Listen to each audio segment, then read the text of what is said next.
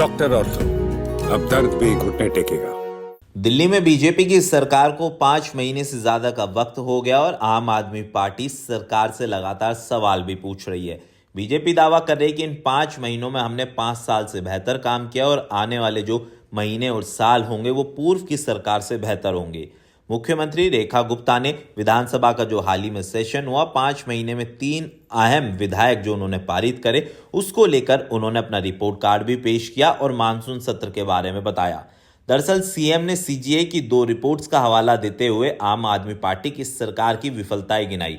उन्होंने कहा कि यमुना की सफाई, अमृत योजना और अन्य परियोजना के लिए केंद्र से मिले फंड का आम आदमी पार्टी के नेताओं ने दुरुपयोग किया। 52,000 करोड़ के जीएसटी राजस्व का उपयोगिता प्रमाण पत्र तक दाखिल नहीं हुआ है, ऐसा सीएम रेखा गुप्ता ने दावा किया है।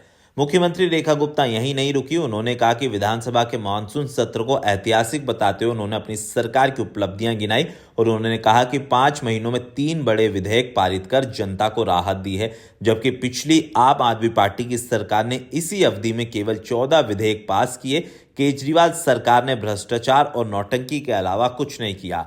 विधायक के साथ साथ आम आदमी पार्टी पर भी तमाम उन्होंने आरोप लगाए। उन्होंने कहा कि आम आदमी पार्टी के जो वर्तमान में विधायक है और पूर्व के जो मंत्री और नेता रहे थे, इन सभी ने मिलकर अपने करीबियों को सिर्फ और सिर्फ लाभ पहुंचाया।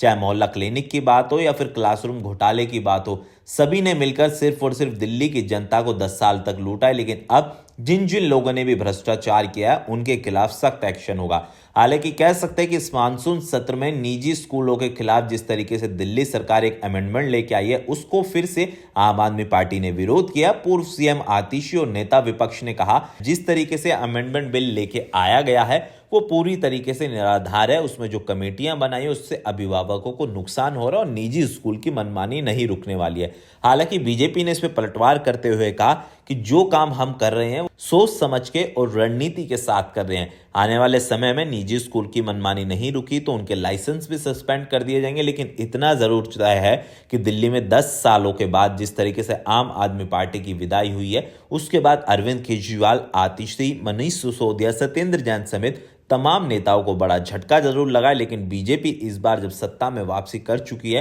तो वो कोई कसर नहीं छोड़ना चाहती ताकि अगली बार जब विधानसभा का चुनाव हो, मैदान में आम आदमी पार्टी और बीजेपी हो तो इस लड़ाई में फिर से एक बार बीजेपी जीते। डॉक्टर ऑर्थो, अब दर्द भी घुटने टेकेगा।